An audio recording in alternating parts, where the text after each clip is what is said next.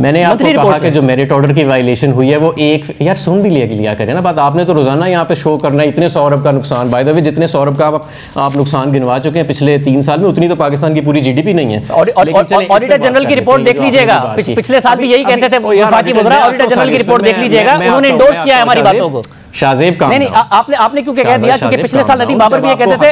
मैं auditor general की report पढ़ देता हूं। आपको लाइव टीवी पे नहीं, ये नहीं हो सकता ना माजर साहब कि आप एक पर्सनल अटैक करेंगे और मैं फैक्ट से जवाब नहीं दूंगा। ये हो नहीं सकता ना। आप या तो जवाब देने आए तो फिर जवाब दे दें, अगर आप अटैक करेंगे तो सुन ले। आप सुन ले, पिछले साल नेपरा ने आज तक पाकिस्तान की तारीख में RLNG के ऊपर कोई फंड्स विदहेल्ड नहीं किए, ना जुर्माना किया, ना ये कहा कि आपने मेरिट ऑर्डर की वायलेशन की है। ये जो आप नेपरा की रिपोर्ट पढ़ रहे हैं ये लोड बैलेंसिंग के हवाले से नेपरा ने ये लिखा है कि आप उन्हें सेटिस्फाई क्यों नहीं कर पाए हैं। बार बार पूछने के बावजूद, वो जून में भी ये लिख रहे हैं कि हम बार बार पूछ चुके हैं, जुलाई में भी लिख रहे हैं बार बार पूछ चुके हैं, अगस्त में भी लिख रहे हैं बार बार पूछ चुके हैं, तो उनको सेटिस्फाई करेगा कि 80 अरब रुपए के क्यों चलाए। जवाब दे दूं मैं आपको सेटिस्फाई करता हूं। ये जो बहस है ना जो नेपरा के साथ चल रही है, इसका ताल्लुक RLNG के साथ नहीं है। मैं चौथी दफा कह रहा हूं, इसका ताल्लुक है कि जब वोल्टेज फ्लक्चुएशन होती है बड़े शहरों में तो उनके करीब बड़े प्लांट्स जिसमें फर्नेस ऑयल के भी हो सकते हैं, RLNG के, बाय द वे RLNG के प्लांट भी मेरिट ऑर्डर के बगैर चलते हैं कभी कभी।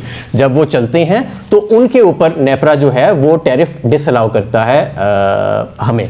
और हमारा 3 साल से ये कंटेंशन है कि लोड बैलेंसिंग जो है यानी वोल्टेज फ्लक्चुएशन को एड्रेस करना और फ्रीक्वेंसी को बराबर करना, ये ग्रिड कोड भी अलाउ करता है और नेपरा का एक्ट भी अलाउ करता है अगर ये 1% से कम सतह पे हो, और ये 1% से कम सतह पे ही है। और मेरा ख्याल है कि इंशाल्लाह ताला इसका फैसला जल्दी आएगा, हमारे हक में आएगा इंशाल्लाह ताला। लेकिन आपने जो बात की ना, जो आपने जुम्मे वाले दिन अब आपने कह दिया ना, अब आपने कह दिया, मैं चैलेंज से कहता हूं कि एक ऐसा हकायक ऐसा नहीं है कि जो दुरुस्त हो शाहजेब। तो आप नेपरा से कहिए ना हमारी तरदीद कर दे। मैं नेपरा की रिपोर्ट कोट कर रहा हूं, या तो आप नेपरा को कन्फ्रंट कर लें या फिर नेपरा से कहते कि आपकी तरदीद कर दे कि मैंने जो पॉइंट्स कहे हैं वो नेपरा को कोट किए बगैर कहे। मगर एक और बात भी सुन लें, ये आपने कहा ना कि मैं 2 साल से ये बात कर रहा हूं, पिछले साल हमने दिसंबर में किया, नदीम बाबर भी आप वाली बातें करते थे, प्रेस कॉन्फ्रेंस करते थे, इतने अग्रेसिव होते थे। अब सुन लें ऑडिटर जनरल ने क्या लिखा है। ऑडिटर जनरल ने पिछले दिसंबर के बारे में लिखा है कि इंतजामिया ने मुल्क में सर्दियों में गैस की डिमांड बढ़ने के तारीखी रुझान को मद्देनजर नहीं रखा और साथ बैनुल-अक़वामी मार्केट में LNG की कीमतों में इजाफे के रुझान पर नजर रखने में भी नाकाम हुई, क्योंकि कीमतें जुलाई से अक्टूबर 2020 में मुसलसल बढ़ी। कमजोर प्लानिंग। मैं आ रहा हूं आपके दिसंबर पे भी आ रहा हूं, बट आपने माजी की बात की थी तो क्लियर कर दूं। पिछला दिसंबर भी आप ही की पार्टी का था, हौसला रखे सुनने का। आपने क्लेम किया पिछला दिसंबर भी आप ही की पार्टी का था, हौसला रखे सुनने का। तो ऑडिटर जनरल लिखता है कि कमजोर प्लानिंग और गलत फैसलों के नतीजे में क्लेम किया LNG एक क्लेम पे कायम हूं। आपने कहा हमने उस पे आ रहा हूं कि आपने बर वक्त नहीं मंगाई, उस पे भी आ रहा हूं। कहा कि LNG से कम बिजली बनी, बिल्कुल एक बात पर कायम हूं, आपने पिछले साल की बात की थी ना कि LNG, तो एक्ट कोट किया। ऑडिटर जनरल ने लिखा कमजोर प्लानिंग और गलत फैसलों के नतीजे में देर से LNG टेंडर किए गए और इस वजह से महंगे दामों LNG खरीदी गई और 7.7 अरब रुपए का सिर्फ दिसंबर 2020 में नुकसान किया गया। ऑडिटर जनरल की रिपोर्ट कह रही है पिछले साल ऐसी ही बातें किया करते थे नदीम बाबर साहब। ना हमाद साहब, अब मैं आता हूं इस बात पर, अब मैं आ जाता हूं। आप साहब को छोड़ दें, नदीम बाबर साहब को आप छोड़ दें। अगले साल कोई और मिनिस्टर होगा वो ऐसी बातें कर रहा होगा। वजीर आजम बार-बार मिनिस्टर बदल देते हैं आपकी वजारत में, तो इसलिए मैंने कहा मैं रिकॉर्ड पर ले आऊं, वो भी फिर आपको डिसोन कर रहा हूं। आपने मुझे अपने गलत हकाइक की डिफेंस के लिए बुलाया है या मैं अपनी? हाँ, मैंने आपको आपके गलत हकाइक की डिफेंस के लिए बुलाया है।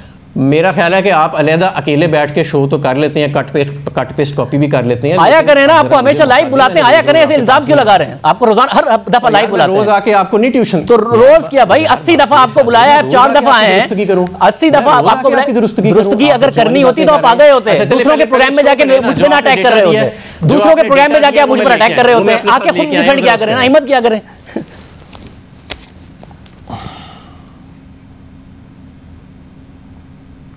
जी हमारे साहब आपकी तरफ आ जाते हैं। सर्दियों में क्राइसिस आने वाला है। अभी भी आवाज, मैंने तो आपको बोलने का मौका दिया था, आप चीख रहे हैं।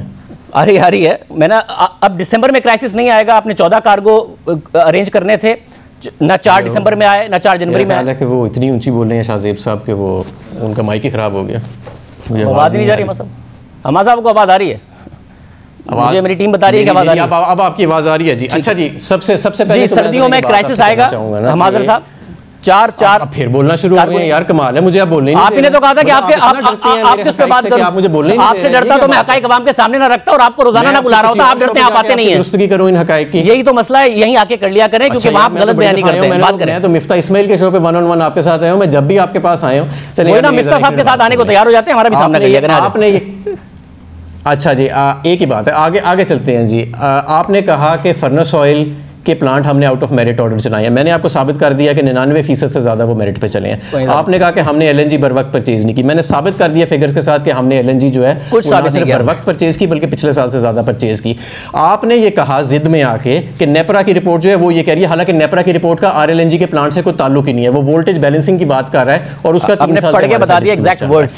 इस सारे के बावजूद आपने हिसाब किताब भी गलत किया। आपने कहा क्योंकि 21% से एलएनजी 18% पे आ गई, इसलिए एलएनजी कम चली। मैंने आपको एब्सोल्यूट नंबर में भी बता दिया, गलत साबित कैसे गलत साबित कर दिया? मैंने एब्सोल्यूट नंबर में बता दिया कि जुलाई में आपने पैदा की है 11%। जुलाई और अगस्त के नंबर में फर्क है। जुलाई में आपने पैदा की है 3138 गीगावाट आवर और अगस्त में आपने 2896 गीगावाट आवर पैदा की है, तो आपने कम पैदा की है। अब फर्नेस ऑयल डबल कर दिया, हालांकि जून में कहा था कम कर देंगे। मैं नंबर खुद तो देख ले अपने मेरिट ऑर्डर पे। अच्छा, एक दफा नीचे देखिए, आपके पास नंबर्स होंगे, नीचे देखिए। ज्यादा आई है इस दफा और आपके डैम्स में पानी कम था, वो कोई आउट ऑफ टर्न नहीं चला। अब आपने कहा जी एलएनजी प्लांट्स कम चले, मैं उसका भी डेटा लेके आया हूँ। पिछले साल जुलाई से सितंबर में, यही पीक सीजन होता है ना, जुलाई से एंड अगस्त, यानी जुलाई से सितंबर, 8.8 अरब यूनिट बने एलएनजी प्लांट से आरएलएनजी के जरिए। इस साल जुलाई से सितंबर में 8.6 अरब यूनिट बने एलएनजी प्लांट से, और जो 2 लाख यूनिट का जो फर्क है वो इस वजह से है कि कुछ देर हमने ड्राई डॉकिंग जब हो रही थी तो आरएलएनजी के बजाय लोकल गैस पे चलाए अपने आरएलएनजी प्लांट्स। अगर उस लोकल गैस को डाल लें तो उन यूनिट्स की अकाउंटिंग लोकल गैस वाली साइड पे हो रही है, तो इस साल यूनिट भी ज्यादा होंगे। और मैंने आपको पहले बता दिया कि पिछला साल कोरोना था, 11% ज्यादा पिछला साल कोरोना था और लो डिमांड मंथ्स थे, अगस्त में और सितंबर में तो आपने एलएनजी मंगाई नहीं थी। पिछला भी